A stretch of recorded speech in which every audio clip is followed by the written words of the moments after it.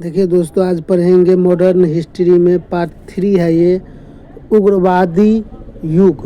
उग्रवादी युग के बारे में हम पढ़ने के लिए जा रहे हैं। ध्यान से देखिएगा आप लोग। उग्रवादी युग से पहले है उदारवादी युग। उदारवादी युग को पढ़ेंगे, इसके बाद उग्रवादी युग को पढ़ेंगे। तो उदारवादी युग के बारे में ध्यान दीजिए आप लोग। देखिए, पढ़ने के लिए हम लोग जा रहे हैं। उदारवादी युग, इसका जो है कार्यकाल 1885 से 1905 तक था। ठीक है, आगे देखिए। कांग्रेस के ऊपर 1885 एडी से 1905 एडी तक उदारवादी नेताओं का पकड़ बना रहा, जिस कारण इस अवधि को उदारवादी युग कहा जाता है। फिर से इसको समझिए। कांग्रेस के ऊपर 1885 एडी से 1905 एडी तक उदारवादी नेताओं का पकड़ बना रहा, जिस कारण इस अवधि को क्या कहते हैं? उदारवादी युग कहा जाता है। उदारवादी युग के प्रमुख नेता के रूप में दादा भाई नौरोजी, फिरोज शाह मेहता, वेमेश चंद्र बनर्जी, आनंद मोहन बोस, गोपाल कृष्ण गोखले इत्यादि का विवरण मिलता है। उनमें से दादा भाई नौरोजी 1887 में, सुरेंद्र नाथ बनर्जी 1888 एडी में इंग्लैंड गए। दोनों मिलकर 1889 एडी में भारतीय राष्ट्रीय कांग्रेस के बीटी समिति का गठन किया। उदारवादी युग में भारतीय राष्ट्रीय कांग्रेस के बीटी समिति का गठन किया। ठीक है, इसके बाद इस समिति ने 1890 में इंडिया नामक पत्रिका जो है इसका संपादन किया। 1890 में दादा भाई नौरोजी ने यह घोषणा किया कि 1892 में भारतीय राष्ट्रीय कांग्रेस का वार्षिक सम्मेलन लंदन में होगा। 1890 में दादा भाई नौरोजी ने यह घोषणा किया कि 1892 में भारतीय राष्ट्रीय कांग्रेस का वार्षिक सम्मेलन लंदन में होगा, लेकिन संयोगवश वहां आम चुनाव होने थे, जिस कारण लंदन में सम्मेलन नहीं हुआ। आगे देखिए। हाउस ऑफ कॉमन का सदस्य बनने वाला प्रथम भारतीय दादा भाई नौरोजी था। हाउस ऑफ कॉमन का सदस्य बनने वाला प्रथम भारतीय दादा भाई नौरोजी था। उन्होंने लिबरल पार्टी से फिंसवरी नामक स्थान से चुनाव जीता। अगर आप देखिए उदारवादियों की देन देखने के लिए आप लोग देखिए। उदारवादियों की देन में है। उदारवादियों ने ही पहली बार यह स्पष्ट किया कि किस प्रकार अंग्रेजी सरकार भारतीयों का शोषण कर रहा है। उदारवादी नेता के अंतर्गत दादा भाई नौरोजी प्रथम नेता हुए जिन्होंने भारत के लिए राष्ट्रीय आय की गणना किया। दादा भाई नौरोजी ने भारत के लिए राष्ट्रीय आय की गणना 1867-68 ईस्वी में किया। उस समय भारतीयों की प्रति व्यक्ति आय 20 रुपया हुआ करते था। उदारवादियों के प्रभाव में आकर ही अंग्रेजी सरकार ने 1892 का भारत परिषद अधिनियम पारित किया। इसी अधिनियम ने पहली बार भारत में निर्वाचन पद्धति की शुरुआत की। दादा भाई नौरोजी ने poverty and un-British rule in India नामक पुस्तक की रचना की। बहुत अच्छा ये बुक है इसका। दादा भाई नौरोजी ने poverty and un-British rule in India नामक पुस्तक की रचना किया था दादा भाई नौरोजी ने। इसमें उन्होंने धन के निष्कासन का सिद्धांत दिया था। वर्तमान में देश में राष्ट्रीय आय की गणना केंद्रीय सांख्यिकी संगठन के द्वारा की जाती है। आगे पढ़िए। उग्रवादी युग के बारे में देखिए। भारतीय इतिहास में 1905 से 1919 ईस्वी काल में उग्रवादी युग के नाम से जाना जाता है। 1905 से लेकर 1919 के समय को उग्रवादी युग के नाम से जाना। इस युग के प्रमुख नेता बाल गंगाधर तिलक, लाला लाजपत राय, अरविंद घोष, बिपिन चंद्र पाल इत्यादि का विवरण मिलता है। इनमें से बाल गंगाधर तिलक ने भारतीय स्वतंत्रता आंदोलन के प्रति आम नागरिकों को जागरूक करने हेतु 1893 में गणपति महोत्सव और 1896 में शिवाजी महोत्सव का आयोजन किया। उन्होंने मराठी भाषा में केसरी पत्रिका तथा अंग्रेजी भाषा में मराठा पत्रिका का संपादन किया। बाल गंगाधर तिलक ने उग्रवाद को बढ़ावा दिया। बाल गंगाधर तिलक पत्रकार का निर्वहन करते हुए जेल जाने वाले प्रथम व्यक्ति थे। एक प्रमुख उग्रवादी नेता के रूप में अरविंद घोष का विवरण मिलता है। इन्होंने कहा कि राजनीतिक स्वतंत्रता किसी भी राष्ट्र की प्राणवायु होती है। अरविंद घोष ने न्यू लाइफ फॉर ओल्ड नामक पत्रिका की रचना की और उसके माध्यम से उग्रवाद की क्रमवार व्याख्या प्रस्तुत की। उग्रवादियों के प्रभाव में आकर ही कांग्रेस ने बंगाल विभाजन के खिलाफ स्वदेशी या बंग भंग आंदोलन चलाया। बंगाल विभाजन 1905 के दौरान भारत की आज़ादी हेतु जो आंदोलन चलाई जा रही थी उस आंदोलन का सबसे प्रमुख केंद्र बंगाल था। साथ ही यह बड़ा प्रांत भी हुआ करता था, जिस कारण यहाँ शासन प्रशासन सही ढंग से चला पाना मुश्किल हो रहा था। अंग्रेजी सरकार ने घोषणा किया कि बंगाल का विभाजन प्रशासनिक आधार पर किया जाएगा, लेकिन बंगाल का विभाजन सांप्रदायिक आधार पर हुआ। बंगाल विभाजन की घोषणा 20 जुलाई 1905 को लॉर्ड कर्जन के द्वारा की गई है। इस घोषणा के पश्चात भारत के तत्कालिक राष्ट्रवादी नेताओं का सम्मेलन कलकत्ता के टाउन हॉल में 7 अगस्त 1905 को हुआ। इसके खिलाफ स्वदेशी या बंग भंग आंदोलन चलाने की घोषणा की गई और यह आंदोलन 7 अगस्त 1905 से ही प्रारंभ भी हो गया। इस आंदोलन का प्रसार बंगाल के अलावा अन्य क्षेत्र जैसे दिल्ली, पंजाब, मद्रास ईटीसी इत्यादि क्षेत्रों में देखने को मिलता है। बंगाल के क्षेत्र में आंदोलन का नेतृत्व बिपिन चंद्र पाल ने, मद्रास के क्षेत्र में चिदम्बरम पिल्ले ने, दिल्ली के क्षेत्र में सैयद हैदर राजा ने, पंजाब के क्षेत्र में लाला लाजपत राय ने, महाराष्ट्र एवं पुणे के क्षेत्र में बाल गंगाधर तिलक ने नेतृत्व किया। इसी आंदोलन के दौरान पहली बार बहिष्कार शब्द का प्रयोग कृष्ण कुमार मित्र के द्वारा संजीवनी नामक पत्रिका में की गई। बंगाल का विभाजन 2 वर्गों में किया गया। पूर्वी बंगाल यह मुस्लिम बहुल इलाका था, उसकी आबादी 3.1 करोड़ थी। इसकी राजधानी ढाका थी। पूर्वी बंगाल की राजधानी ढाका थी। पश्चिमी बंगाल यह हिंदू बहुल इलाका था, इसकी आबादी 5.4 करोड़ थी। इसकी राजधानी कोलकाता थी। बंगाल विभाजन 16 अक्टूबर 1905 को लागू हुआ। बंगाल विभाजन कब लागू हुआ था? 16 अक्टूबर 1905 को लागू हुआ था। इस तिथि को बंगाल वासियों ने शोक दिवस के रूप में मनाया। इस तिथि को पूरे बंगालवासी सड़कों पर निकले और गंगा स्नान किया, साथ ही साथ काली पूजा का व्रत रखा। पूर्वी बंगाल और पश्चिमी बंगाल के लोगों ने एक दूसरे के हाथ पर राखी बांधकर एकता का परिचय दिया। इस तिथि को बंगाल की सड़क पर निम्न नारे लगाए गए थे: हमें विभाजन नहीं चाहिए, बंगाल एक है, वंदे मातरम आदि। अगला देखिए, दिल्ली दरबार 1911 में हम पढ़ेंगे। दिल्ली दरबार 1911 में स्थापित हुआ था। इंग्लैंड के सम्राट जॉर्ज प्रथम और महारानी मैरी का 1911 इसमें भारत आगमन हुआ। इंग्लैंड के सम्राट जो जॉर्ज पंचम और महारानी मैरी का 1911 में भारत में आगमन हुआ। भारत आगमन के पश्चात उनका पूरे भारतवर्ष में विरोध किया गया, जिसका कारण बंगाल विभाजन था। 12 दिसंबर 1911 को तत्कालिक भारतीय वायसराय लॉर्ड हार्डिंग द्वितीय ने जॉर्ज पंचम और महारानी मैरी के स्वागत में दिल्ली दरबार का आयोजन किया। इसी दिल्ली दरबार में बंगाल के विभाजन को रद्द किया गया तथा बंगाल को पुनर्गठित कर पुनः बंगाल का विभाजन किया गया तथा बंगाल के एक नए प्रांत बिहार का गठन किया गया। औपचारिक रूप से बिहार का गठन 22 मार्च 1912 को हुआ। इसी कारण प्रत्येक वर्ष 22 मार्च को बिहार दिवस के रूप में मनाया जाता है, लेकिन विधिवत रूप से बिहार का गठन 1 अप्रैल 1912 को हुआ है।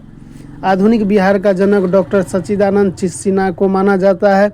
दिल्ली दरबार 1911 में घोषणा की गई कि भारत की राजधानी कलकत्ता के बजाय दिल्ली को बनाया जाएगा। तत्पश्चात 1 अप्रैल 1912 से भारत की राजधानी दिल्ली बनी। इससे पहले 1774 से 1911 तक भारत की राजधानी कलकत्ता बनी रही। अब मुस्लिम लीग के बारे में पढ़ेंगे। इसकी स्थापना 30 दिसंबर 1906 ईस्वी को लॉर्ड मिंटो द्वितीय की प्रेरणा से ढाका में आगा खां, बकार उल मुल्क, सलीमुल्लाह आदि के द्वारा किया गया। बाद के दिनों में मिंटो द्वितीय से प्रेरित होकर मुसलमानों ने पृथक निर्वाचन की मांग किया, जिसे अंग्रेजी सरकार भारत शासन अधिनियम 1919 के तहत प्रदान किया गया। लॉर्ड मिंटो द्वितीय को भारत में सांप्रदायिक निर्वाचन का जनक माना जाता है। होम रूल लीग आंदोलन 1916 गृह श्वासन और सर्वप्रथम होम रूलिंग आंदोलन आयरलैंड में चला था। सर्वप्रथम होम रूलिंग आंदोलन कहाँ चालू हुआ था? आंदोलन इंग्लैंड में चला था। इसी से प्रेरित होकर 1916 AD में भारत में होम रूलिंग आंदोलन चलाए गए। भारत में होम रूलिंग आंदोलन चलाने का श्रेय बाल गंगाधर तिलक और श्रीमती एनी बेसेंट को जाता है। तिलक ने होम रूलिंग के आंदोलन की स्थापना महाराष्ट्र के क्षेत्र में अप्रैल 1916 में किया। इन्होंने होम रूलिंग आंदोलन का प्रथम अध्यक्ष जोसेफ बैप्टिस्टा जबकि प्रथम सचिव NC कलकर को बनाया गया। बाल गंगाधर तिलक होम रूलिंग आंदोलन को लोकप्रिय बनाने हेतु भारत का भ्रमण शुरू किया और वे भारत भ्रमण के दौरान यह कहा करते थे कि स्वराज हमारा जन्मसिद्ध अधिकार है और हम उसे लेकर रहेंगे। बाल गंगाधर तिलक ने अपनी पत्रिका केसरी और मराठा के माध्यम से आंदोलन को लोकप्रिय बनाया। स्वराज हमारा जन्मसिद्ध अधिकार है और हम उसे लेकर रहेंगे। बाल गंगाधर तिलक ने अपनी पत्रिका केसरी और मराठा के माध्यम से आंदोलन सितंबर 1916 AD में मद्रास के क्षेत्र में होम रूलिंग आंदोलन की स्थापना आयरिश महिला श्रीमती एनी बेसेंट के द्वारा की गई। एनी बेसेंट ने होम रूलिंग आंदोलन का सचिव जॉर्ज अरुणडेल को बनाई। Shrimati Annie Besant common bill और न्यू इंडिया नामक पत्रिका के माध्यम से होम रूलिंग के आंदोलन का प्रचार प्रसार किया। श्रीमती एनी बेसेंट ने ही इस आंदोलन को राष्ट्रीय स्तर पर पहचान दिलाई। कालांतर में तिलक और एनी बेसेंट का होम रूलिंग आंदोलन बेसेंट ने ही आंदोलन एनी बेसेंट कांग्रेस की अध्यक्षता करने वाली प्रथम महिला बनी। अगस्त 1917 में मार्टेन्गू घोषणा आदि जिसमें यह कहा गया है कि अंग्रेजी सरकार क्रमबद्ध तरीके से भारत में उत्तरदायी सरकार की स्थापना करेगा। इसी घोषणा के कारण श्रीमती एनी बेसेंट ने खुद को होम रूलिंग आंदोलन से अलग कर ली। जुलाई 1918 AD में मार्टेन्गू घोषणा छपी। इस पर घोषणा को लेकर कांग्रेस पुनः दो वर्गों में विभाजित हो गया। जहां उग्रवादी नेता मार्टेन्गू घोषणा का आलोचना कर रहे थे, वही दूसरी ओर उदारवादी नेता मार्टेन्गू घोषणा का समर्थन करते हुए इसे भारत के लिए मैग्ना कार्टा कह रहा था। अर्थात दूसरे शब्दों में हम कह सकते हैं कि कांग्रेस में दूसरी बार विभाजन 1918 में हुआ। 1918 में सन्यर्थ सेन यशवंत सेन बनर्जी के नेतृत्व में अखिल भारतीय उदारवादी संघ की स्थापना की। अब हम लोग पढ़ने के लिए जा रहे हैं गांधी युग। देखिए, महात्मा गांधी 1919 से 1947 के समय को 1919 से 1947 के समय अवधि को गांधी युग कहा जाता है। जन्म इसका 2 अक्टूबर 1869 गुजरात के पोरबंदर में हुआ था। 2 अक्टूबर को अंतर्राष्ट्रीय अहिंसा दिवस के रूप में मनाया जाता है। 2 अक्टूबर को अंतर्राष्ट्रीय अहिंसा दिवस के रूप में मनाया जाता है। अंतर्राष्ट्रीय अहिंसा दिवस कब मनाया जाता है? 2 अक्टूबर को। इसका पिता करमचंद गांधी था, ठीक है। माता महात्मा गांधी का पुतली बाई। विवाह 1883 में कस्तूरबा गांधी से हुआ था। पुत्र हरिलाल, मणिलाल, रामदास, देवदास। गांधी जी के 5वें पुत्र की संज्ञा जमुना लाल बजाज को दिया जाता है। राजनीतिक गुरु इसका गोपाल कृष्ण गोखले थे। प्रमुख शिष्या मीरा बेन थी, इंग्लैंड की थी यह, जिसका वास्तविक नाम मैडलिन स्लेट था। कानून की पढ़ाई के लिए 1888 ईस्वी में लंदन गए। उसने महात्मा गांधी ने कानून की पढ़ाई के लिए 1888 ईस्वी में लंदन गए। 1891 में डिग्री प्राप्त कर भारत लौटे। 1893 में गुजरात के प्रसिद्ध व्यापारी दादा अब्दुल्ला के मुकदमे के लिए दक्षिण अफ्रीका गए। गांधी जी के दार्शनिक विचारधारा पर इमर्सन, थोरो और टॉल्स्टॉय का सर्वाधिक प्रभाव पड़ा था। दक्षिण अफ्रीका में नटाल कांग्रेस की स्थापना 1894 में किया था। दक्षिण अफ्रीका में नटाल कांग्रेस की स्थापना गांधी जी ने 1894 में किया। USA के डरबन में फिनिक्स फॉर्म की स्थापना 1904 में हुआ। गांधी जी ने सत्याग्रह का सर्वप्रथम प्रयोग SM 1906 में किया। 1960 में पहली बार गांधी जी जेल गए। 1910 में USA की जोहान्सबर्ग और में टॉल्स्टॉय फॉर्म की स्थापना किया गया। आत्मकथा सत्य के साथ मेरे प्रयोग 1925 में मैं experiment with truth Mahatma Gandhi लिखा इसका आत्मकथा था। 1903 में एसए में इंडियन ओपियन तथा लंदन प्रवास के दौरान हिंद स्वराज 1919 की रचना की। 1914 में इंडियन रिफ्लेक्ट एक्ट पारित हुआ। 46 वर्ष की उम्र में 9 जनवरी 1915 को भारत लौटे। 46 वर्ष की उम्र 9 जनवरी 1915 को भारत लौटे महात्मा गांधी। मुंबई के अपोलो बंदरगाह, जिसे प्रवासी दिवस के रूप में मनाया जाता है। 9 जनवरी को भारतीय प्रवासी दिवस के रूप में मनाया जाता है, क्योंकि महात्मा गांधी ने 46 वर्ष की उम्र में 9 जनवरी 1915 को भारत लौटे थे। 1916 में अहमदाबाद में साबरमती आश्रम की स्थापना किया। 1916 में अहमदाबाद में साबरमती आश्रम की स्थापना की। अखिल भारतीय खादी बोर्ड की स्थापना 1923 में। अखिल भारतीय चरखा संघ की स्थापना 1925 में। प्रमुख पुस्तक यंग इंडिया 1919 में प्रकाशित किया था। हरिजन पत्रिका 1932 में महात्मा गांधी ने इसको प्रकाशित किया था। गांधी जी ने गोपाल कृष्ण गोखले की तुलना गंगा से, फिरोज शाह मेहता की तुलना हिमालय से तथा बाल गंगाधर तिलक की तुलना समुद्र से किया। गांधी जी ने गोपाल कृष्ण गोखले की तुलना गंगा से किया था। फिरोज शाह मेहता की तुलना हिमालय से तथा बाल गंगाधर तिलक की तुलना समुद्र से किया। राष्ट्रपिता सुभाष चंद्र बोस उपाधि, जो राष्ट्रपिता की उपाधि दिया था महात्मा गांधी को सुभाष चंद्र बोस। महात्मा की उपाधि दिया था रविन्द्रनाथ टैगोर ने। महात्मा गांधी को बापू का उपाधि दिया था जवाहरलाल नेहरू ने। उसको बापू कह के पुकारा था जवाहरलाल नेहरू ने गांधी जी को। राष्ट्रपिता कह के सुभाष चंद्र बोस। रविन्द्रनाथ टैगोर ने कहा था महात्मा। चंपारण सत्याग्रह के समय में महात्मा गांधी को रविन्द्रनाथ टैगोर ने चंपारण सत्याग्रह के समय में कहा था 1 मैन बाउंड्री फोर्स माउंटबेटन। अर्धनगन फकीर विंस्टन चर्चिल कहा था इसको। 1 मैन बाउंड्री फोर्स कौन कहा था? माउंटबेटन गांधी जी को। अर्धनगन फकीर कौन कहा था? विंस्टन चर्चिल ने उसको कहा था अर्धनगन फकीर। देशद्रोही फकीर कौन कहा था? विंस्टन चर्चिल ने महात्मा गांधी को कहा था। भिखारियों का राजा मदन मोहन मालवीय ने कहा था। आधुनिक युग के अज्ञात शत्रु डॉक्टर राजेंद्र प्रसाद ने कहा था। जादूगर शेख मुजीब उर रहमान ने कहा था इसको जादूगर। महात्मा गांधी की सबसे बड़ी प्रतिमा पटना के गांधी मैदान में है। गांधी जी कांग्रेस के वार्षिक अधिवेशन 1916 में लखनऊ में हो रहा था। गांधी जी कांग्रेस के वार्षिक अधिवेशन 1916 में लखनऊ में हो रहा था। उसमें भाग लिए। वहीं पर राजकुमार शुक्ल की मुलाकात गांधी जी से हुई और उन्हीं के आग्रह पर गांधी जी ने चंपारण सत्याग्रह का आयोजन किया। गांधी जी कांग्रेस के वार्षिक अधिवेशन 1916 में लखनऊ में हो रहा था। उसमें गांधी जी ने भाग लिया। वहाँ पे एक आदमी मिला, राजकुमार शुक्ल की मुलाकात गांधी जी से हुआ और उन्हीं के आग्रह पर गांधी जी ने चंपारण सत्याग्रह का आयोजन किया। तो किसके आग्रह पर किया था? तो राजकुमार शुक्ल के से मुलाकात हो, उसी के आग्रह पे दोनों के बीच बातचीत हुआ।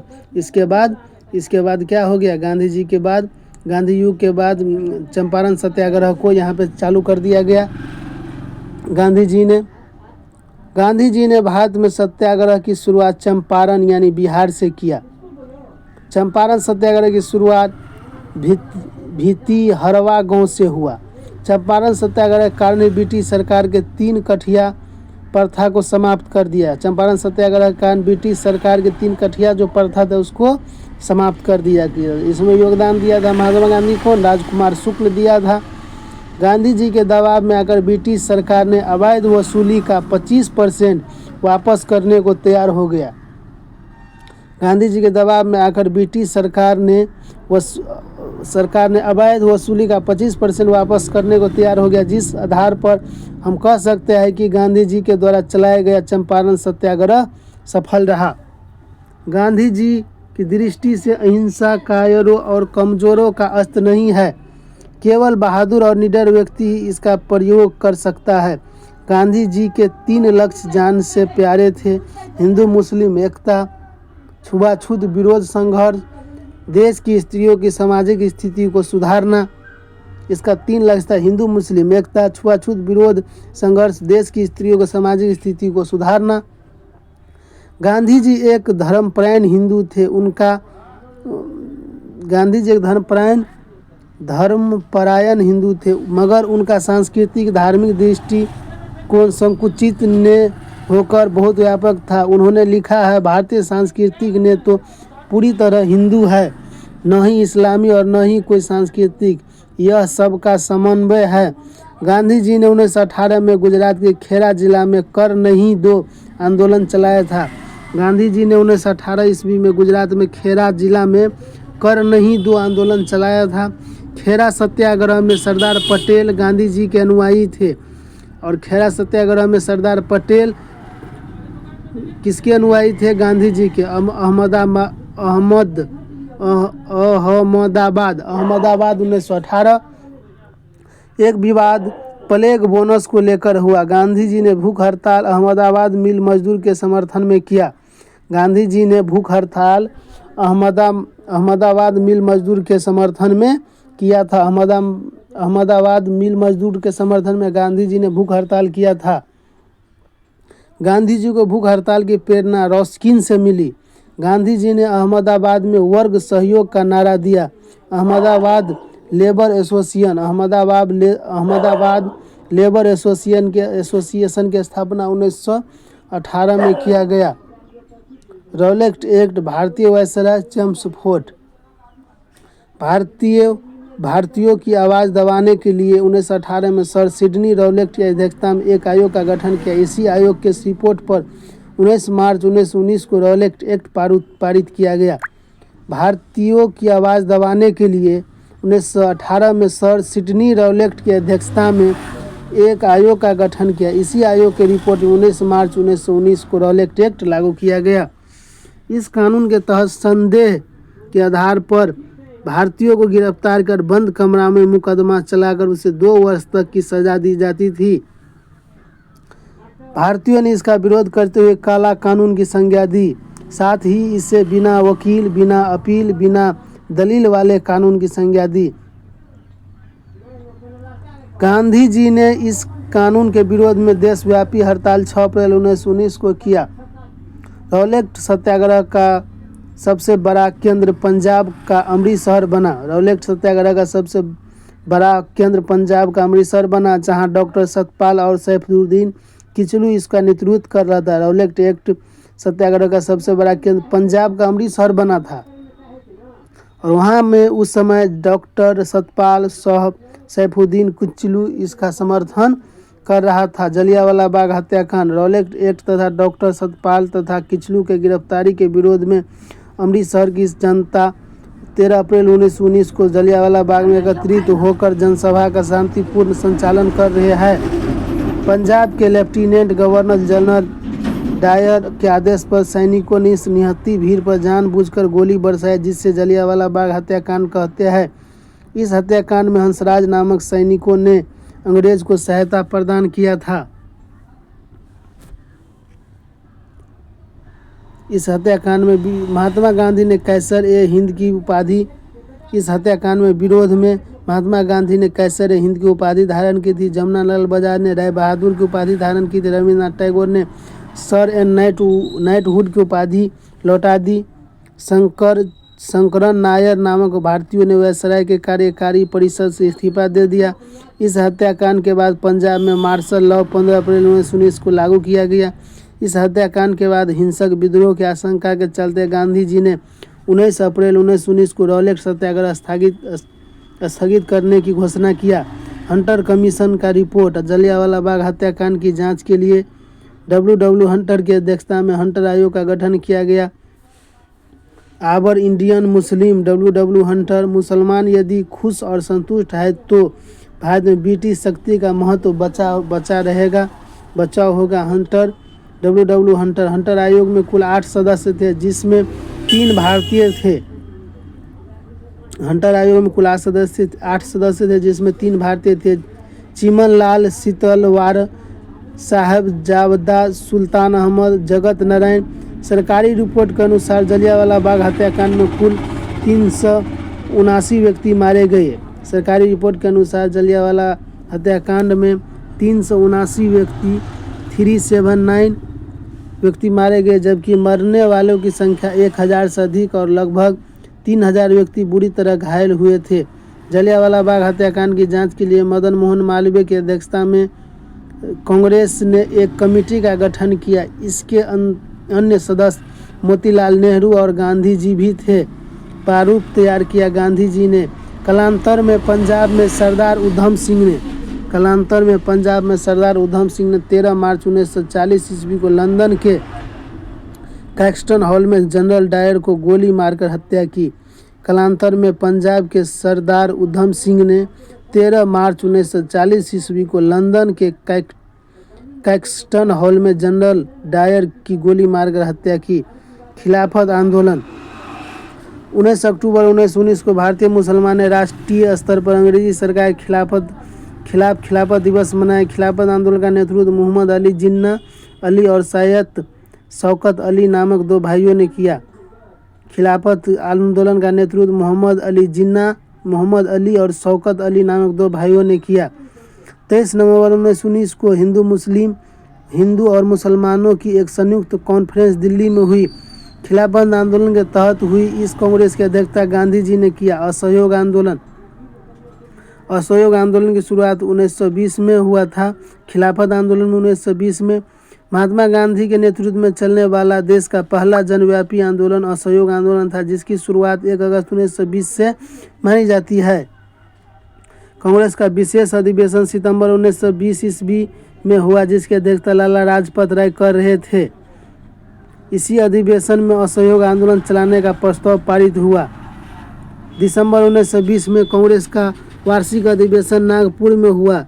इसकी अध्यक्षता विजय राघवचारी ने किया। इस अधिवेशन में कांग्रेस सर्वसम्मति से सहयोग आंदोलन के प्रस्ताव को पारित किया। मोहम्मद अली जिन्ना, एनी बेसेंट और बिपिन चंद्र पाल कांग्रेस द्वारा चलाए जाने वाले सहयोग आंदोलन से सहमत नहीं थे, जिस कारण ये सभी नेता कांग्रेस के सदस्यता त्याग दी। असहयोग आंदोलन चलाने के लिए गांधी जी ने तिलक स्वराज फंड की स्थापना किया।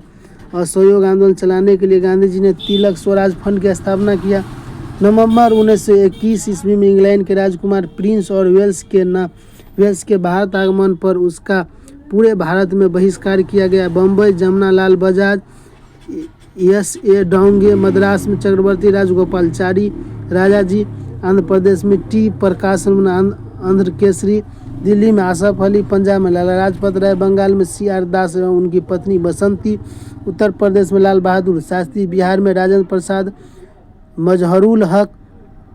असहयोग आंदोलन के समय केरल के मालाबार तट पर 1921 में मोपला विद्रोह हुआ।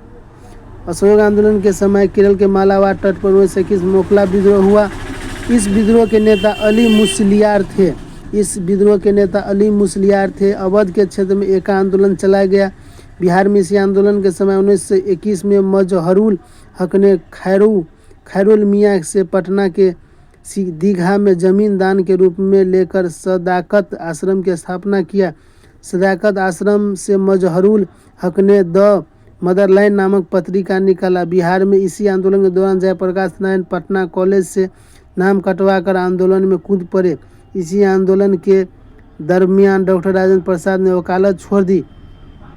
1921 में अहमदाबाद हकीम अजमल खां 5 फरवरी 1922 को उत्तर प्रदेश के गोरखपुर के चौराचौरी नामक स्थान पर उग्र भीड़ ने चौराचौरी थाना को घेर कर आग लगा दिया, जिसमें 22 पुलिसकर्मियों मारे गए। इस घटना के समय गांधी जी बारदोली में थे।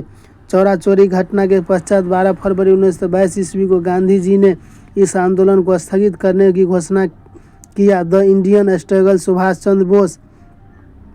गांधी जी को 10 मार्च 1922 को गिरफ्तार कर 6 वर्ष की सजा सुनाया गया, मगर स्वास्थ्य संबंधी कारणों से 5 फरवरी 1924 को रिहा कर दिया गया। स्वराज पार्टी 1927 1 जनवरी 1927 को स्वराज पार्टी की स्थापना इलाहाबाद में C.R. दास और मोतीलाल नेहरू के द्वारा किया गया। इसके प्रथम अध्यक्ष C.R. दास जबकि सचिव मोतीलाल नेहरू बने। स्वराज पार्टी के सदस्यों ने 1927 में हुए विधान परिषद के चुनाव में भाग लिया, जिसमें 101 सीटों में से 42 पर उन्हें जीत मिली।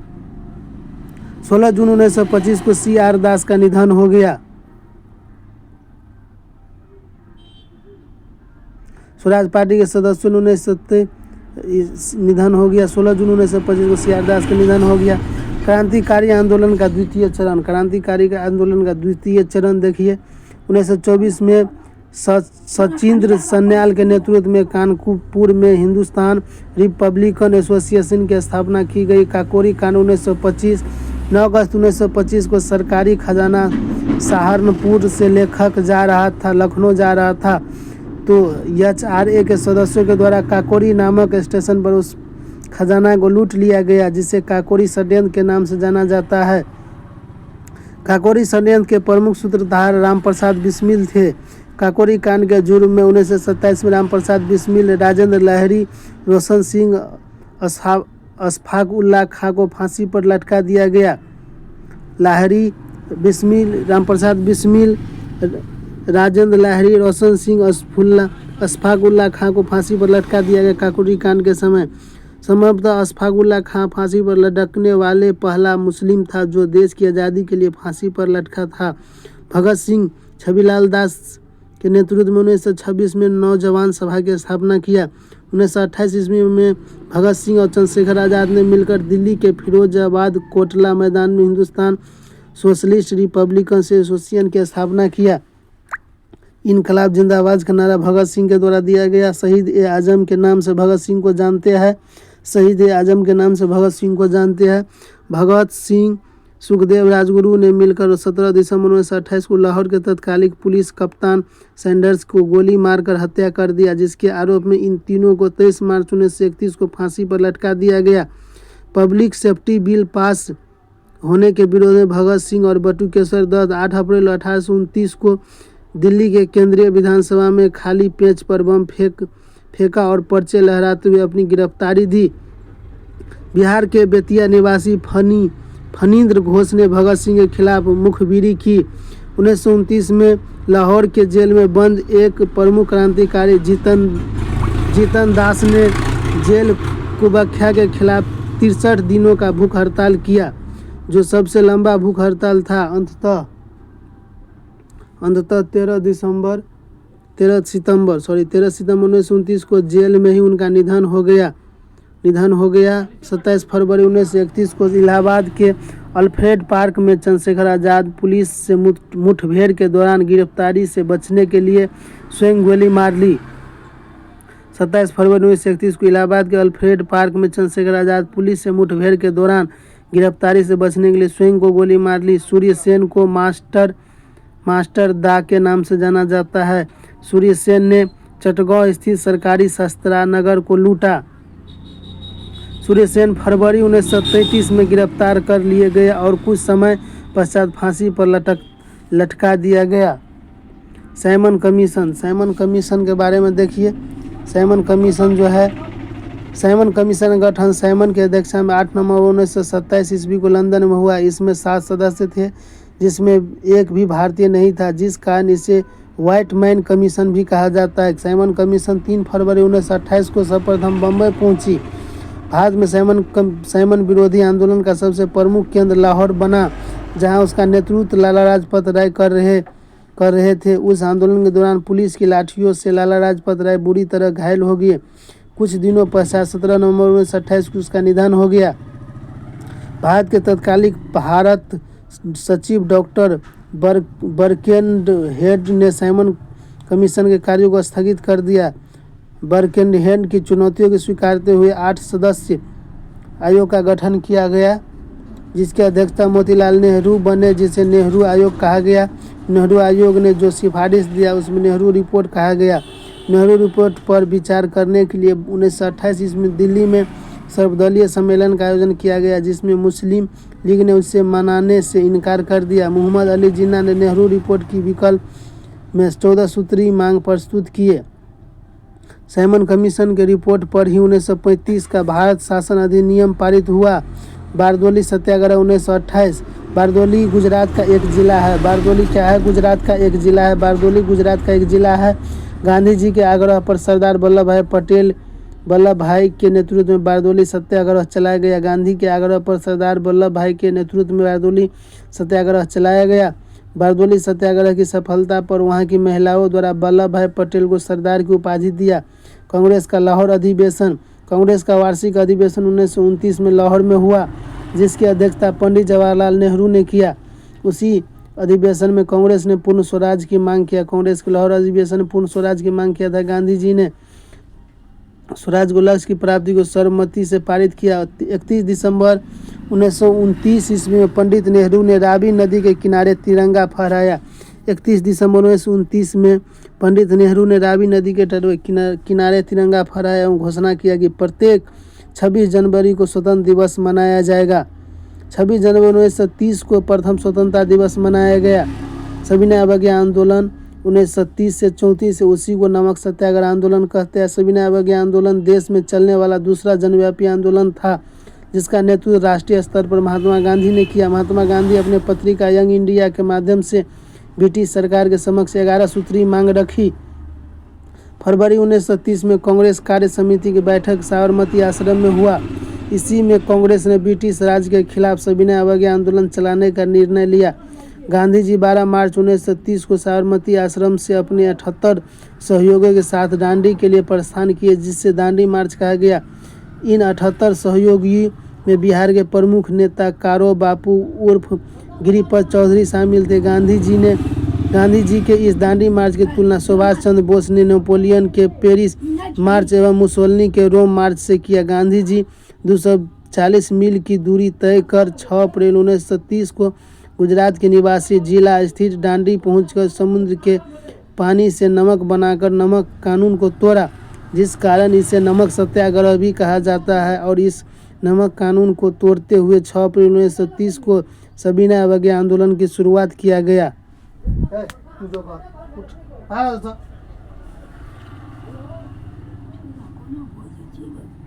गांधी जी के इस दांडी मार्च की तुलना सुभाष चंद्र बोस ने नेपोलियन के पेरिस मार्च और मुसोलिनी के रोम मार्च से किया। गांधी जी 240 मील की दूरी तय कर 6 अप्रैल 1930 को गुजरात के नवसारी जिला स्थित दांडी पहुंचकर समुद्र के पानी से नमक बनाकर नमक कानून को तोड़ा, जिस कारण इसे नमक सत्याग्रह भी कहा जाता है। और इस नमक कानून को तोड़ते हुए 6 अप्रैल 1930 को सविनय अवज्ञा आंदोलन की शुरुआत किया गया। सविनय अवज्ञा आंदोलन में महिलाओं ने मंजरी सेना और बच्चों ने वांडी सेना का गठन किया। सविनय अवज्ञा आंदोलन में महिलाओं ने मंजरी सेना और बच्चों ने वांडी सेना का गठन किया। तमिलनाडु में चक्रवर्ती राजगोपालाचारी वेदरेन मार्च, आंध्र प्रदेश में पी.के. पिल्ले। उस आंदोलन के दौरान बिहार में छपरा के जेल कैदियों ने नंगी हड़ताल का आयोजन किया तथा मुजफ्फरपुर के जेल कैदियों ने लोटा विद्रोह किया। उत्तर प्रदेश में गोविंद बल्लभ पंत, गुजरात में अब्दुल कलाम आज़ाद। खुदाई खिदमतगार आंदोलन का संचालन खुदाई खिदमतगार आंदोलन का संचालन खान अब्दुल गफर खान ने नेतृत्व में 1929 से ही उत्तरी पश्चिमी सीमा प्रांत में चल रहा था। इस आंदोलन में जुड़े हुए लोग लाल कुर्ता पहनते थे, जिस कारण इसे लाल कुर्ती आंदोलन भी कहा गया। खान अब्दुल गफर खान को फ्रंटियर गांधी या सीमांत गांधी भी कहा जाता है। खान अब्दुल गफर खान को फ्रंटियर गांधी या सीमांत गांधी भी कहा जाता है। गांधी जी को 5 मई 1930 को गिरफ्तार कर लिया, लेकिन हिंसक घटनाओं को देखते हुए अंग्रेजी सरकार ने 26 जनवरी 1931 को गांधी जी को रिहा कर समझौता करने की रणनीति बनाने लगा। तेग बहादुर सप्रू के प्रयास से गांधी जी और भारत के तत्कालीन वायसराय लॉर्ड इरविन के बीच 5 मार्च 1931 को एक समझौता हुआ। तेग बहादुर सप्रू के प्रयासों से गांधी और भारत के तत्कालीन वायसराय लॉर्ड इरविन के बीच 5 मार्च 1931 को एक समझौता हुआ, जिसे गांधी इरविन समझौता या दिल्ली समझौता भी कहा जाता है।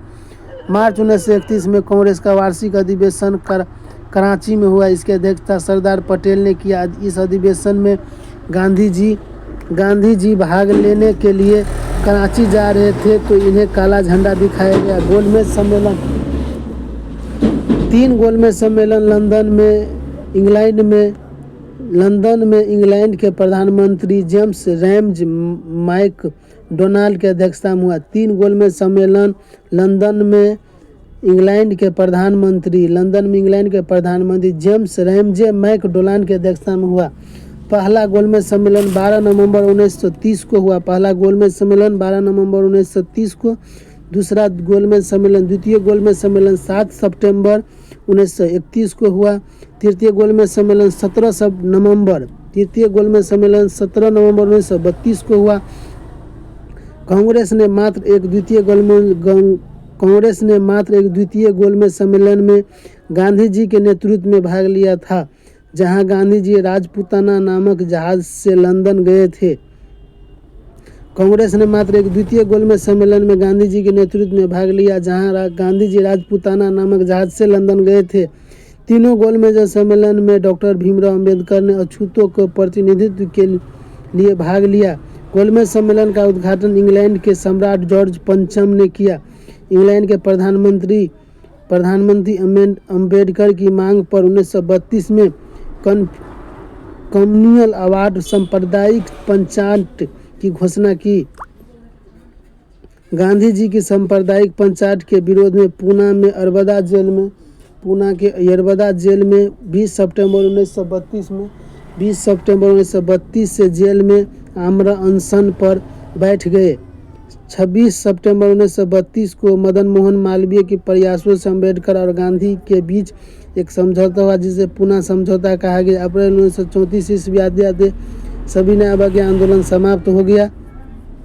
सविनय अवज्ञा आंदोलन के दौरान महाराष्ट्र, कर्नाटक और मध्य भारत में जंगल कानून तोड़े गए और पूर्वी भारत में ग्रामीण जनता के चौकीदारी पर अदा करने से इनकार कर दिया। 1934 से 1940 ईस्वी के बीच की घटनाएं। 1934-1940 के बीच की घटना और साइमन कमीशन रिपोर्ट के आधार पर भारत सरकार अधिनियम 1935 लाया गया, जो अब तक का सबसे बड़ा अधिनियम था। इसमें 321 धाराएं और 10 अनुसूची था। राजगोपालाचारी द्वैध शासन से भी बुरा जिन्ना यह पूर्णतः सरा हुआ है। कांग्रेस ने इस अधिनियम का विरोध किया। जवाहरलाल नेहरू इस अधिनियम को अनेकों ब्रेक वाला परंतु इंजन रहित गाड़ी की संज्ञा दिया। 1937 5 राज्य मद्रास, संयुक्त राज्य प्रांत, मध्य प्रांत, बिहार और उड़ीसा। 1937 ईस्वी में प्रांतीय विधानसभा के चुनाव में कांग्रेस का चुनाव चिन्ह पीला बक्सा था। पंजाब में यूनियनिस्ट पार्टी प्रधानमंत्री सिकंदर हयाकत खां, बंगाल में कृष्ण प्रजा पार्टी प्रधानमंत्री फजलुल हक, बिहार के पहले मुख्यमंत्री कांग्रेसी बाबू भी कृष्ण सिंह बने, जिसे बिहार केसरी के नाम से जाना जाता है। अब्दुल कलाम आज़ाद ने इंडिया विंस फ्रीडम में लिखा है कि मुस्लिम मूर्ख था जिन्होंने कांग्रेस के समक्ष सुरक्षा की मांग रखा, और कांग्रेस उससे भी मूर्ख निकला जिन्होंने सुरक्षा देने से इनकार कर दिया। 1938 ईस्वी में मुस्लिम लीग के अधिवेशन पटना में हुआ। कांग्रेस 28 महीना शासन करने के पश्चात 1939 ईस्वी में विभिन्न प्रांतों में अपने सरकार से इस्तीफा दे दिया।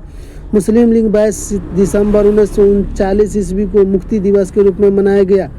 भारत के तत्कालिक वायसराय लिन लिथुओ ने भारतीयों से द्वितीय विश्व युद्ध में सहायता पाने के उद्देश्य से 8 अगस्त 1940 को एक प्रस्ताव रखा, जिसे अगस्त प्रस्ताव कहते हैं। भारत के तत्कालिक वायसराय लिन लिथुओ ने भारतीयों से द्वितीय विश्व युद्ध में सहायता पाने के लिए उद्देश्य से 8 अगस्त 1940 ईस्वी को एक प्रस्ताव रखा, जिसे अगस्त प्रस्ताव कहते हैं। अगस्त घोषणा मॉन्टेग्यू 1917 से 18 अगस्त प्रस्ताव लॉर्ड लिन लिथुओ 1940 में, अगस्त संकल्प महात्मा गांधी 1942, प्रत्यक्ष कार्यवाही M.A. जिन्ना 1946। 1934 से 40 कांग्रेस के अंदर की घटनाएं हो। 1934 में बम्बई डॉक्टर राजेंद्र प्रसाद। 1934 ईस्वी में कांग्रेस समाजवादी पार्टी की स्थापना आचार्य नरेंद्र देव एवं जयप्रकाश नारायण के नेतृत्व में हुआ। इसका पहला अधिवेशन पटना में हुआ। 1936 ईस्वी में लखनऊ जवाहरलाल नेहरू। इस अधिवेशन में नेहरू ने कहा कि मैं स्वभाव से ही समाजवादी हूँ, मेरा उद्देश्य भारत में समाजवादी राज्य की स्थापना करना है। 1937 में फैजपुर महाराष्ट्र पंडित नेहरू गांव के प्रथम थे। इस अधिवेशन में कांग्रेस ग्राम की स्थापना की गई, जिसका डिजाइन नंदलाल बोस ने बनाया। 1938 में हरिपुरा गुजरात में पड़ता है। सुभाष चंद्र बोस ने 1939 में त्रिपुरी एमपी में पड़ता सुभाष चंद्र बोस ने पहली बार कांग्रेस के इतिहास में अध्यक्ष पद के लिए चुना। 1939 में त्रिपुरी अधिवेशन में हुआ। मई 1939 को सुभाष चंद्र बोस ने फॉरवर्ड ब्लॉक की स्थापना किया। 1939 में सुभाष चंद्र बोस ने फॉरवर्ड ब्लॉक की स्थापना किया, जिसमें शलिभद्र याजी ने काफ़ी सहयोग किया। सुभाष चंद्र बोस के इस्तीफा देने के पश्चात डॉक्टर राजेंद्र प्रसाद को कांग्रेस का अध्यक्ष बनाया गया। 1940 में रामगढ़ अब्दुल कलाम आज़ाद जन्म मक्का 1888 में हुआ था। 1888 में हरिजन सेवक संघ 30 सितंबर 1932 अस्पृश्यता निवारण संघ हरिजन सेवक संघ की स्थापना गांधी जी के द्वारा किया गया। इसके अध्यक्ष घनश्याम दास बिरला को बनाया गया। महात्मा गांधी के द्वारा 8 जनवरी 1933 को मंदिर प्रवेश दिवस मनाया गया। गांधी जी 1934 में भूकंप के बाद बिहार आए। गांधी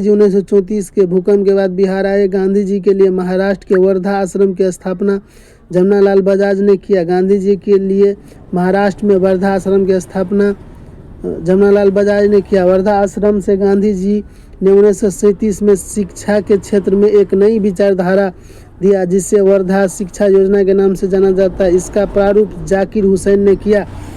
व्यक्तिगत सत्याग्रह देखिए, 17 अक्टूबर 1940 को गांधी जी ने पावनगर नामक स्थान में व्यक्तिगत सत्याग्रह आंदोलन किया। इस सत्याग्रह के प्रथम सत्याग्रही विनोबा भावे एवं दूसरे सत्याग्रही पंडित जवाहरलाल नेहरू, तीसरे सत्याग्रही देखिए ब्रह्मदत्त थे। इस आंदोलन को दिल्ली चलो आंदोलन भी कहा गया। भारत में संप्रदायवाद का विकास। कांग्रेस की स्थापना के पश्चात कांग्रेस के विरोध आंदोलन चलाने के लिए अंग्रेजी सरकार ने सर सैयद अहमद खां को तैयार किया। अंग्रेजी सरकार ने प्रेरित होकर 1906 ईस्वी में मुस्लिम लीग की स्थापना किया। 1909 ईस्वी के अधिनियम के तहत मुसलमानों को आरक्षण और पृथक निर्वाचन की सुविधा दी गई। 1930 ईस्वी में मुस्लिम लीग का अधिवेशन इलाहाबाद में, इसकी अध्यक्षता मोहम्मद इकबाल ने किया। इनकलाब मोहम्मद इकबाल ने सारे जहां से अच्छा हिंदुस्तान हमारा। मोहम्मद इकबाल ने पहली बार 2 राष्ट्र का सिद्धांत दिया। 1933 ईस्वी में इंग्लैंड में रहने वाले भारतीय छात्र चौधरी रहमत अली ने पाकिस्तान शब्द का प्रयोग किया। 1933 में इंग्लैंड में रहने वाले भारतीय छात्र चौधरी रहमत अली ने पाकिस्तान शब्द का प्रयोग किया। 1940 में मुस्लिम लीग के अधिवेशन लाहौर में हुआ। इसकी अध्यक्षता मोहम्मद अली जिन्ना ने किया। इसी अधिवेशन में मुस्लिम लीग ने पाकिस्तान के प्रस्ताव को पारित किया। बांटो और छोड़ो का नारा मुस्लिम लीग ने 1943 ईस्वी के कराची अधिवेशन में दिया।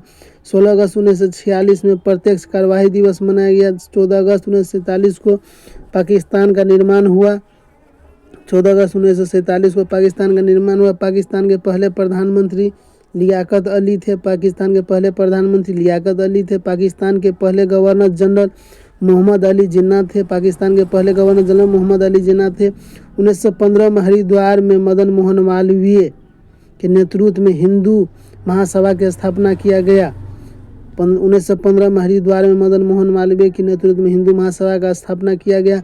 1925 में डॉक्टर हेडगवार की अध्यक्षता में RSS की स्थापना किया गया। अब 1942 की घटना के बारे में पढ़ेंगे।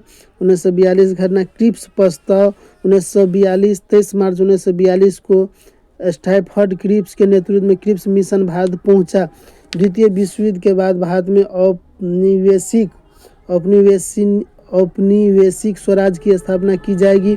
भारत के लिए संविधान का निर्माण किया जाएगा। महात्मा गांधी क्रिप्स प्रस्ताव को पोस्टेड डेटेड चेक की संज्ञा दी। भारत छोड़ो आंदोलन 1942। हम इस देश को बालू से ही कांग्रेस से बड़ी संस्था खड़ा कर देंगे।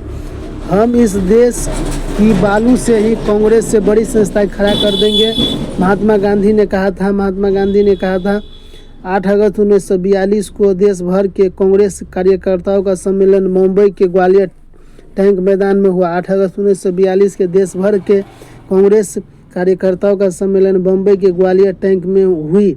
इसी सम्मेलन को संबोधित करते हुए गांधी जी ने करो या मरो का नारा दिया। इसी सम्मेलन को संबोधित करते हुए गांधी जी ने करो या मरो का नारा दिया। 8 अगस्त 1942 के मध्यरात्रि को अंग्रेज सरकार द्वारा ऑपरेशन जीरो आवर चलाकर कांग्रेस के सभी दिग्गज नेताओं को गिरफ्तार कर जेल में बंद कर दिया गया। गांधी जी को पूना के आगा खां पैलेस में रखा गया। गांधी जी के साथ कस्तूरबा गांधी, सरोजिनी नायडू, गांधी जी के निजी सचिव महादेव देसाई को भी रखा गया। इसी दौरान जेल में ही मदन महादेव देसाई और कस्तूरबा गांधी का निधन हो गया। पंडित नेहरू एवं सरदार पटेल को अहमदनगर के किला में रखा गया। पंडित नेहरू और सरदार पटेल को अहमदनगर के किला में रखा गया। इसी दरमियान नेहरू ने डिस्कवरी ऑफ इंडिया की रचना किया।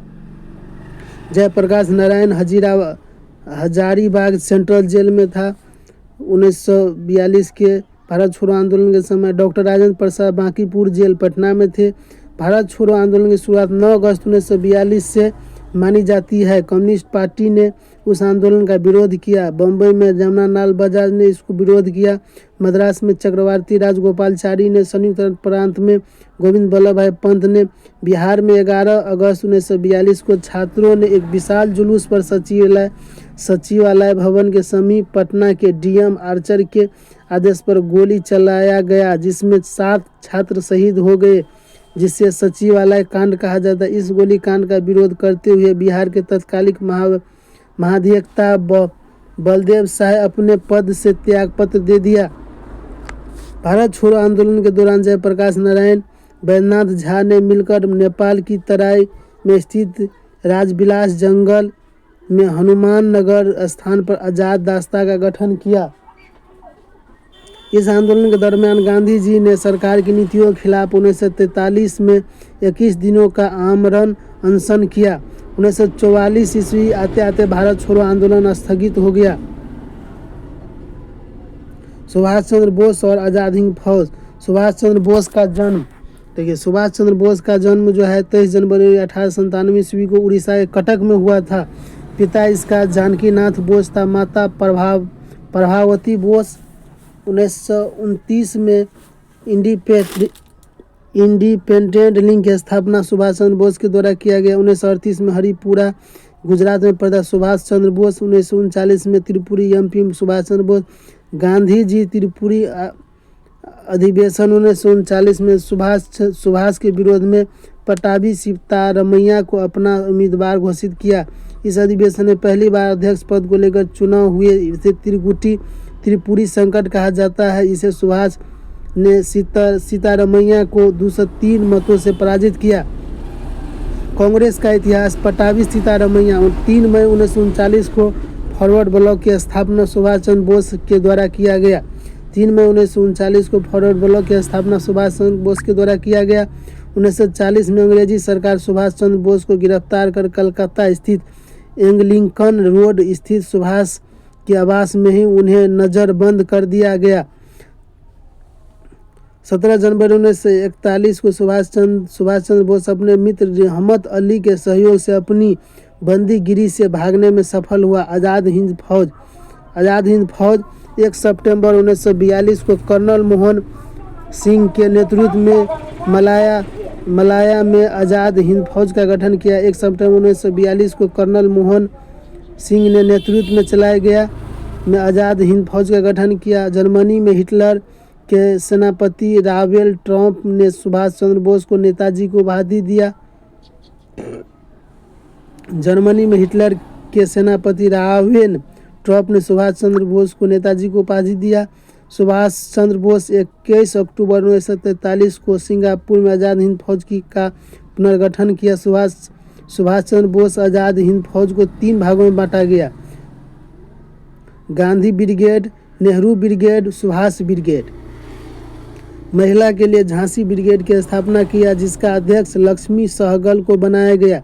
महिला के लिए झांसी ब्रिगेड की स्थापना किया गया, जिसका अध्यक्ष लक्ष्मी सहगल को बनाया गया।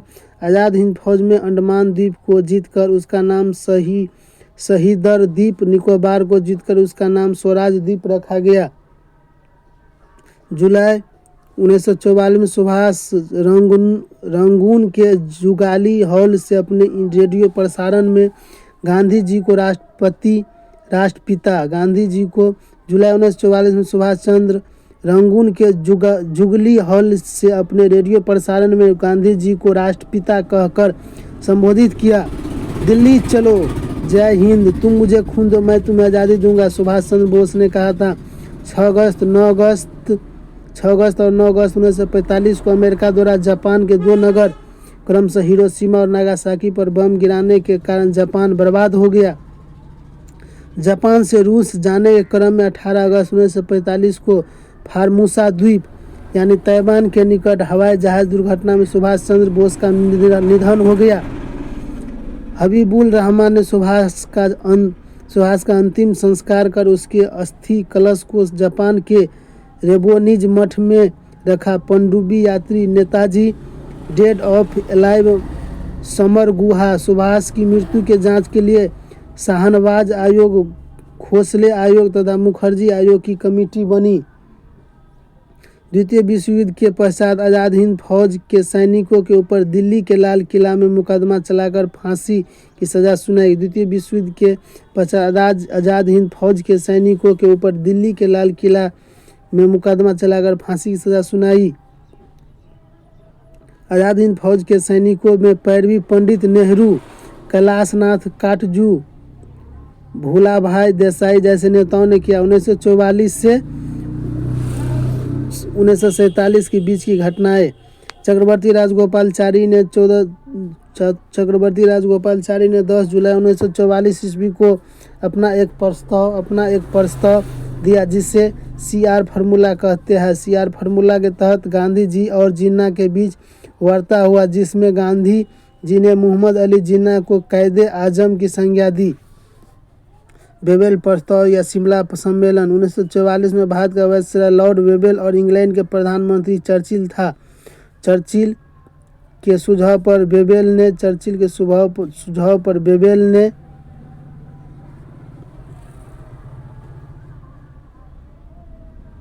वेबल प्रस्ताव विचार करते हुए वेबल के द्वारा जून 1945 में भारतीयों के समक्ष एक प्रस्ताव रखा जिसे वेबल प्रस्ताव कहते हैं। वेबल प्रस्ताव पर विचार करने के लिए 15 जून 1945 से 14 जुलाई 1945 के बीच शिमला में एक सम्मेलन हुआ जिसे शिमला सम्मेलन कहते हैं। इस सम्मेलन में कांग्रेस की ओर से अबुल कलाम आज़ाद और मुस्लिम लीग की ओर से अली जिन्ना ने भाग लिया था। नौसैनिक विद्रोह। बम्बई में तलवार नामक जहाज पर नौसैनिक विद्रोह को प्रशिक्षण दिया गया। 18 फरवरी 1946 को बम्बई के नौसैनिकों के द्वारा अंग्रेजी सरकार के खिलाफ विद्रोह का आयोजन किया गया। देश भर के सैनिकों ने 22 फरवरी 1946 को देशव्यापी हड़ताल किया। सरदार पटेल के नेतृत्व में अंततः 25 फरवरी 1946 को नौसैनिक विद्रोह समाप्त हुआ। कैबिनेट मिशन 1946 संसदीय मंडल। 24 मार्च 1946 को 3 सदस्यीय कैबिनेट मिशन भारत पहुंचे। उसमें पैथिक लॉरेंस भारत सचिव के थे। AB अलेक्जेंडर नौसेना के प्रधान थे। सर टाइफॉइड क्रिप्स वाणिज्य प्रधान शामिल थे। प्रधानमंत्री क्लीमेंट इटली में विचार विमर्श कर मई 1946 में कैबिनेट मिशन के सदस्यों द्वारा भारतीयों के समक्ष एक प्रस्ताव रखा जिसे कैबिनेट मिशन योजना कहा गया। उसमें निम्न बातें थे। भारतीयों के हाथ में सत्ता सौंप दी जाएगी। भारत का विभाजन नहीं होगा। भारत का संविधान भारतीयों के द्वारा बनाया गया, उसके लिए संविधान सभा गठित होगा। प्रांतों का समूहीकरण होगा। 6 हिंदू बहुमूल्य बिहार उड़ीसा 6 हिंदू बहुमूल्य प्रांत बिहार उड़ीसा मध्य प्रदेश उत्तर प्रदेश मद्रास बम्बई। 3 मुस्लिम बहुमूल्य पंजाब सिंध उत्तर प्रदेश सीमा प्रांत। 2 मुस्लिम बहुमूल्य बंगाल और असम। कैबिनेट मिशन योजना की सफलता पर मुस्लिम लीग ने 16 अगस्त 1946 को प्रत्यक्ष कार्यवाही दिवस मनाया गया और घोषणा किया कि लड़कर लेंगे पाकिस्तान। इसके पश्चात भारत में सांप्रदायिक दंगा और पकड़ लिया। जिस समय भारत में दंगा जोरों पर था उस समय वेबल ने इटली को सुझाव दिया कि हमारे लिए बेहतर होगा कि हम भारत की समस्या को भारतीय के भाग्य पर छोड़कर इंग्लैंड वापस लौट जाए, जिसे ब्रेक डाउन पॉलिसी कहा गया। अगला देखिए 1945-1947 के बीच की घटनाएं। LAC भारत और चीन, LOC भारत पाकिस्तान। दिसंबर 1945 में भारत में केंद्रीय स्तर विधानसभा के 104 सीटों में 102 सीट पर चुनाव हुआ, जिसमें इसमें कांग्रेस को 57 सीट मिला जबकि लीग को 30 सीट मिला।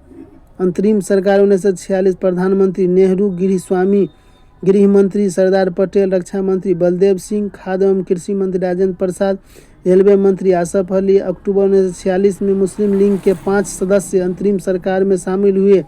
वित्त मंत्री लियाकत अली, स्वास्थ्य मंत्री गजानतर अली, जोगेंद्र नाथ मंडल, विधि मंत्री, संचार मंत्री अब्दुल रब नस्तर, वाणिज्य चुंदरी नगर।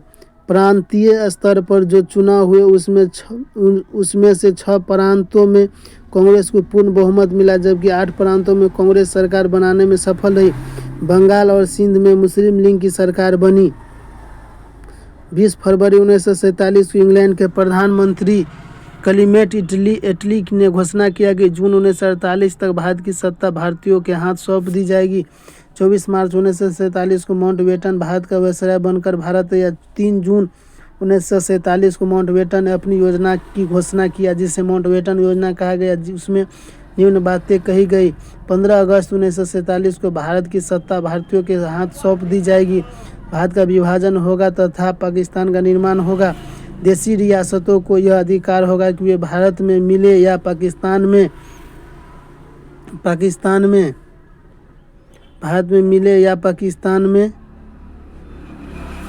या स्वतंत्र रहे। माउंटबेटन योजना पर विचार करने के लिए 10 जून 1947 को मुस्लिम लीग का अधिवेशन दिल्ली में हुआ, जिसकी अध्यक्षता जिन्ना ने किया। माउंटबेटन योजना पर विचार करने के लिए 10 जून 1947 को मुस्लिम लीग का अधिवेशन दिल्ली में हुआ, जिसकी अध्यक्षता जिन्ना ने किया। माउंटबेटन योजना पर विचार करने के लिए 14 जून 1947 को कांग्रेस की बैठक दिल्ली में हुई, जिसकी अध्यक्षता डॉक्टर राजेंद्र प्रसाद ने किया।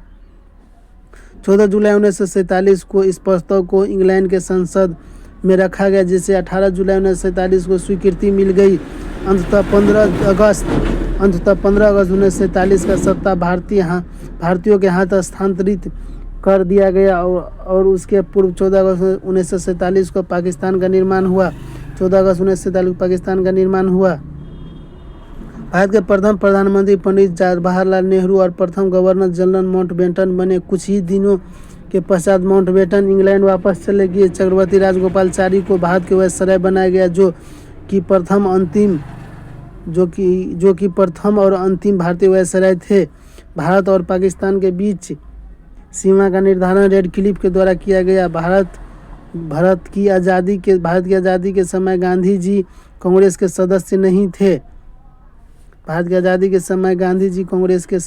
थे। और वे नोआखोली बांग्लादेश में दंगा को शांत कर रहे थे। माउंटबेटन ने गांधी जी को वन मैन बाउंड्री फोर्स की संज्ञा दिया। आज़ादी के समय कांग्रेस के अध्यक्ष JB कृपलानी थे। हैदराबाद पुलिस कार्रवाई, जूनागढ़ जनमत, कश्मीर विलय, पद पर हस्ताक्षर, राजा हरि सिंह। महात्मा गांधी की हत्या 30 जनवरी 1948 को। महात्मा गांधी की हत्या 30 जनवरी 1948 को नाथूराम गोडसे के द्वारा गोली मारकर किया गया। उस दिन को शहीद दिवस के रूप में मनाया जाता है।